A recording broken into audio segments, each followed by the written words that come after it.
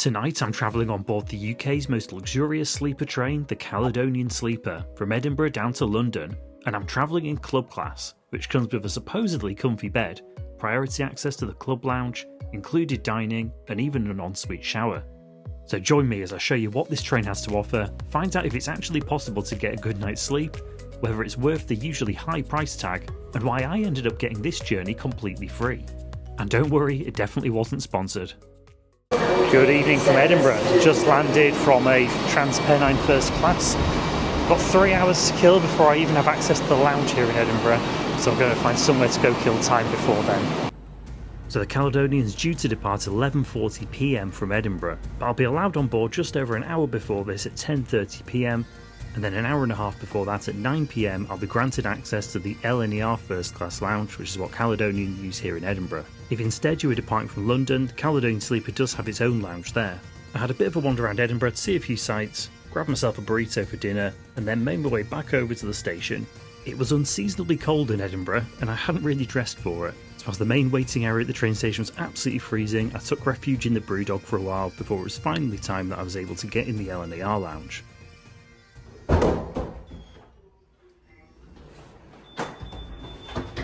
The lounge isn't the most exciting space in the world, but I was able to at least grab a comfy seat in the warmth for a while, along with a hot chocolate and some biscuits to keep me going until we got round to 10:30 and we were able to go get on the train.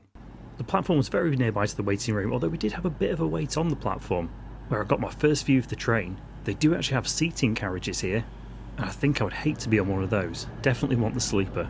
They had us waiting out on the platform just whilst they were finishing cleaning the train, and then eventually they called us through to get checked in, gave us our key cards, and we were able to make our way on board.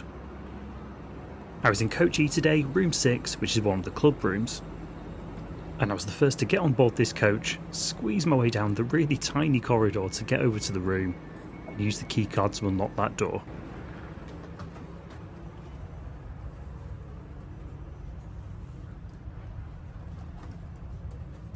Okay, well that was a very tight corridor, but managed to make it through to the room. It is a bit of a snug space, but it's looking really good.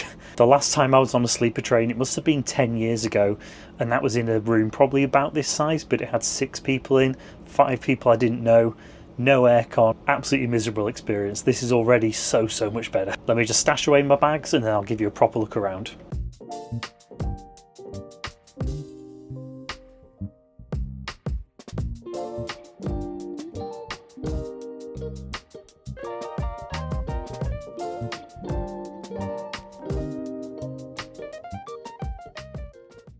So straight away in here we've got our 2 beds.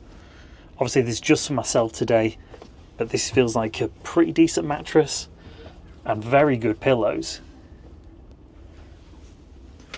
Got our full length mirror, very useful for getting ready in the morning. And then ahead as you first come in, you've got your sink, got this blind, I think. Oh, there we go.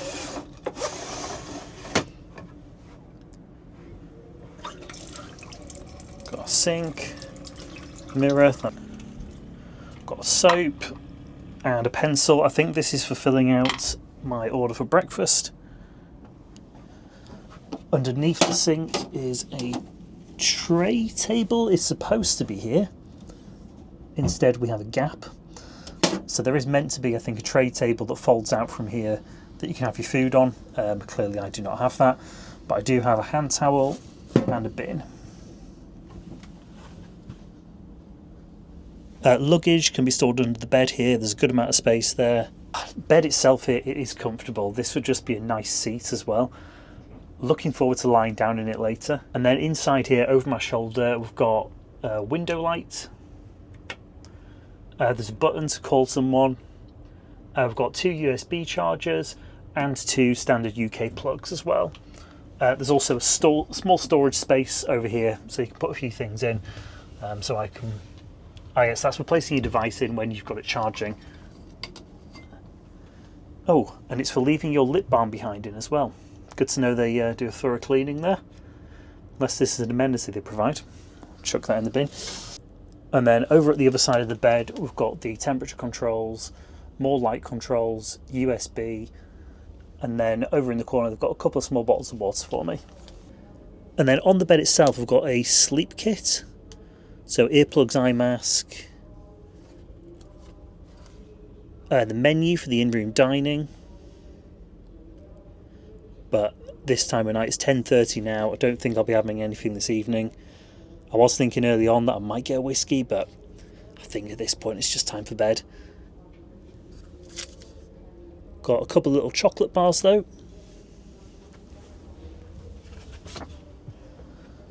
And then I've got my order for breakfast, so I can decide what I want, whether I want to eat in the club car or room service. I'll try and eat in the club car because I'm probably not going to go there this evening. Oh yeah, and options on the back.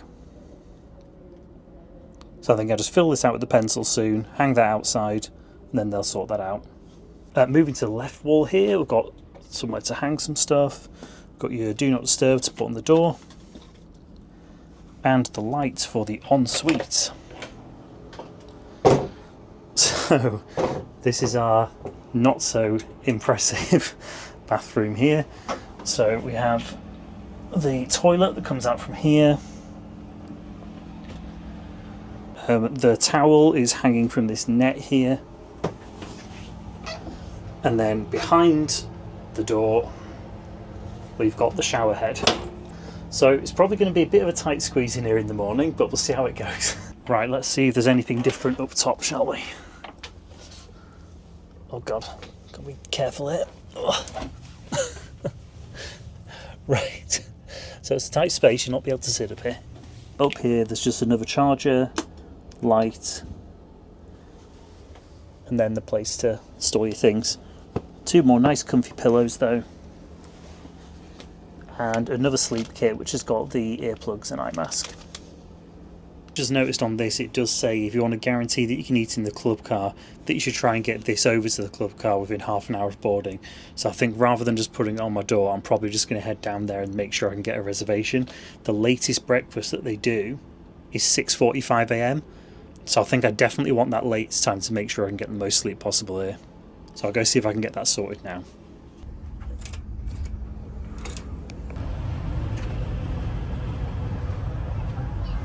Arriving in the club car, it seemed like a really nice space. There was a few people that were hanging out having a drink. There was a mixture of these booths for sitting in and also seats by the window. Each seat had the menus out and it looked like a pretty good menu as well, and nothing seemed crazy pricing or anything. It all seemed pretty reasonable. And sorting out a reservation for the morning was no issue at all. All I had to do was hand over that menu selection that I'd made to a member of staff who was in there. And I made my way back through the narrow corridors to get back to the room.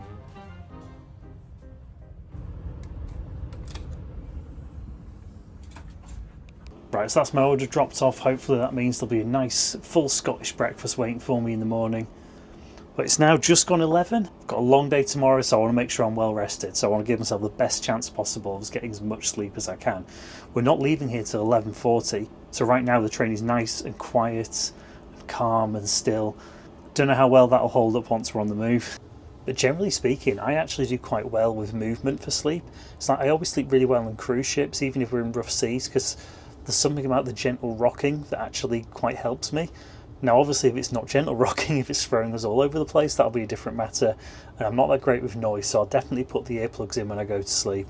And fingers crossed it'll be a good one. I'm going to throw my pyjamas on, get my contact lenses out, brush my teeth, get ready for bed. Now this is all they provide for sleep, there's no pyjamas, so thankfully I did bring my Emirates first class pyjamas to get changed into. So let's get ready.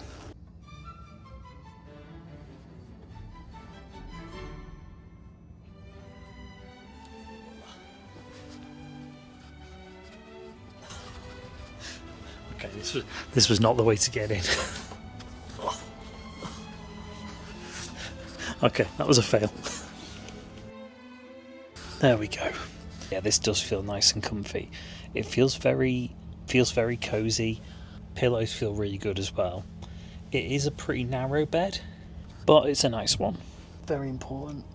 Make sure that's locked. And I forgot to turn off the bathroom light. Well, I'm going to go turn that off, and I will see you in the morning and let you know how good a sleep it is. Even once all the lights are off, it doesn't get completely dark in here. You do have the signs for the emergency exits that are lit up, and there is also a night light in the bathroom that I couldn't find a way to turn off, and that light did creep through there a bit. I woke up with my alarm around 6:15 AM. I figured with breakfast booked for 6:45 I should give myself a chance to have a shower before breakfast, so I wouldn't then need to rush to get ready to leave the train at 7:30. Well, that might have been the weakest shower I've ever experienced, but I will give it credit, it was very hot throughout, so all things considered, not the worst. I'm going to go get changed now, go to breakfast, got 15 minutes to get over there before I'm booking, and then I'll come back here, let you know what the sleep was like, and also a few interesting updates that we've had.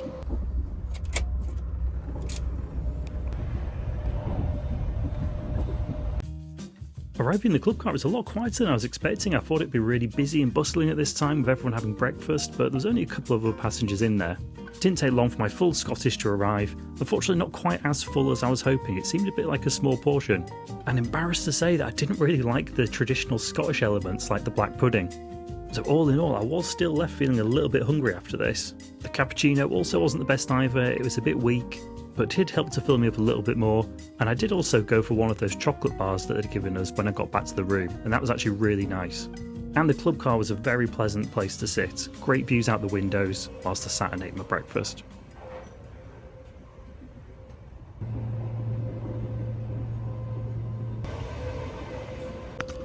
So as you'll have seen there, we've got quite the delay, and that delay just keeps increasing. I've been looking at the live updates on my phone. Every time I refresh, it's a longer delay. So as it stands, we're due to arrive at 10:10. So that's gone up by half an hour since the last time we looked at it.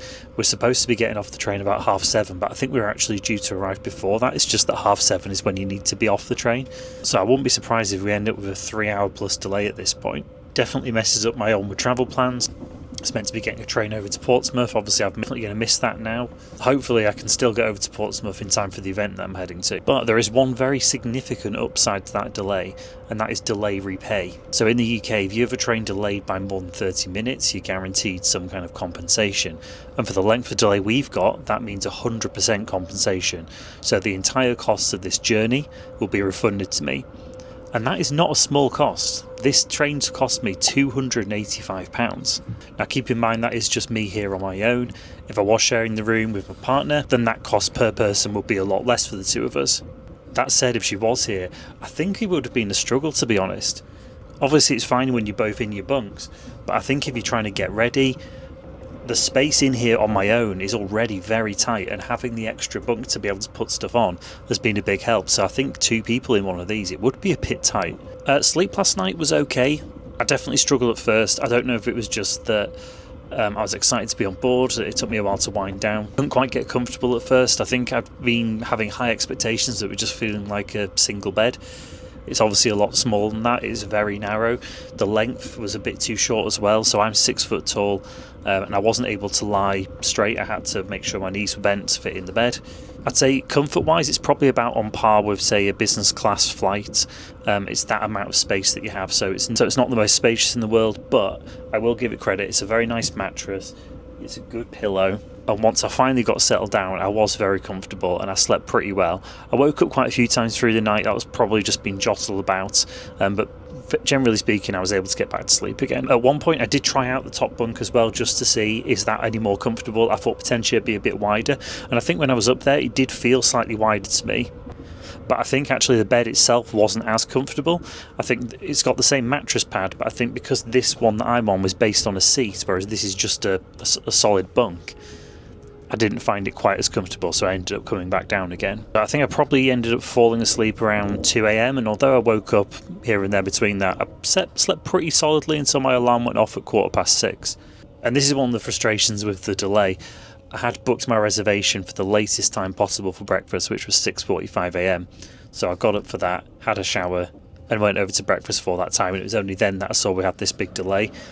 Obviously I would have loved to have had another 2 hours of sleep and then a breakfast. No idea if I would have been able to get breakfast at that time. I think they might be closing all the food down soon. But yeah, it just kind of sucks to still be on here for a few more hours, knowing that I could have had a few more hours sleep if I wanted.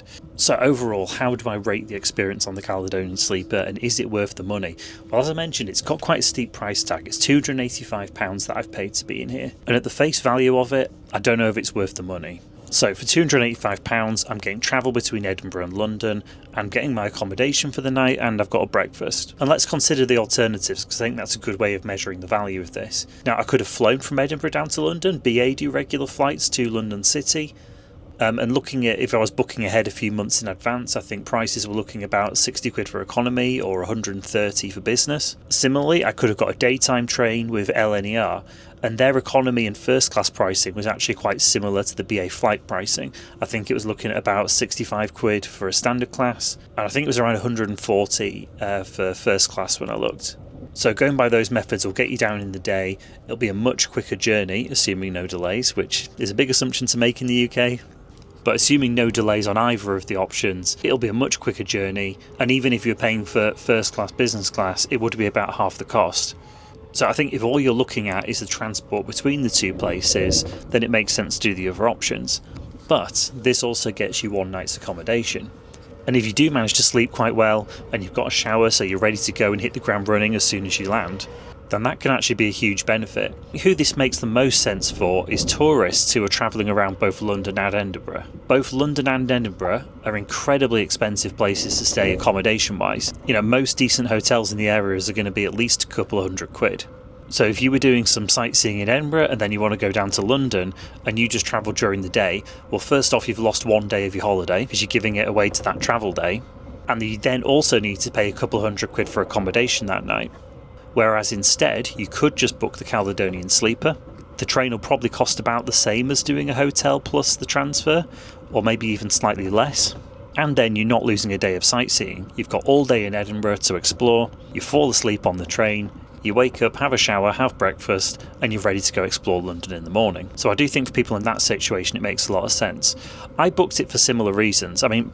A big reason I booked it is I've been wanting to try this for a while. I tried to do it in January actually, but it was cancelled due to bad weather. So I've been really keen to try this for a while. It also made sense for me to do too. I've got an event I'm going to in Portsmouth today, and I knew that I didn't want to travel down the day of. I thought I just want to be where I need to be. So the options I was looking at, if I didn't get the Caledonian Sleeper, would have been travelling down last night. And then that would have required me to have one night's accommodation in London or Portsmouth. And when I deducted the cost of that accommodation from this ticket, it made complete sense for me to just book this to come down. But obviously the delay has messed things up a bit. So I'm now not sure if I'm actually going to make it to my event on time, which is pretty frustrating because then it does make me think, well, I could have just travelled down the day off and probably been there similar time, if not earlier. But in terms of the value for money I got from the Caledonian Sleeper, it's a bit of a weird one when it's free. But I do think based on my experience, I would struggle to recommend it. Obviously the delay isn't great, and although I did manage to sleep, it did take me quite a while, and I think if you are a light sleeper, you would really struggle here. There was a lot more movement than I was expecting. There was a lot of noise. Thankfully, the earplugs they provided were good, so I didn't get too much of that. But when I did take the earplugs out, the noise is very, very high. I'm hoping you can hear me clearly through this. I'm holding it quite close to my mouth for a reason, this microphone. But yeah, there is a lot of noise. The shower is the weakest shower in the world. It keeps a good temperature, but it is a very weak shower. So again, that won't be ideal for everyone. And again, I think if you were going to be sharing this space, it is very, very limited. So for all those reasons, with the delay as well, it's definitely not something I would outwardly recommend. Like I say, I think it still makes sense for certain people, particularly for tourists. But just as a general way of commuting in comfort, I don't think it quite hits the mark there. So yeah, it's now about 20 to 8, so I should have been off the train by now, but I've still got a couple more hours. I don't think I'm going to go back to sleep at this point. I'm just going to lie in bed, maybe get some work done, watch something on Netflix maybe, and just hope and pray there's no more delays. Interrupt myself here with a bit of a plot twist before I go on for my conclusion. So turns out we've actually made up a lot of the time on that delay. The updates I was looking at online weren't accurate, although we were initially looking to be delayed by over 2 hours. They've made up a ton of that time. So we're now going to be delayed by about an hour and 10 minutes. So we should be getting into London around 8:40. And to be honest, this is probably ideal situation for me. It means I'm still going to be early enough to make my onward connecting train, but will be late enough that delay repay should still cover a full refund. So obviously it won't work out for everyone, but for me, absolutely delighted.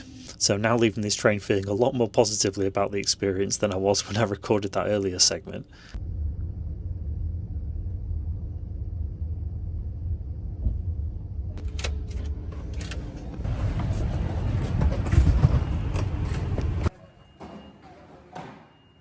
And arriving into London Euston with that now earlier arrival time than I was expecting, it actually meant that I even had time to go check out the Caledonian lounge here. This lounge can be used by both arriving and departing passengers who are booked in the club cars.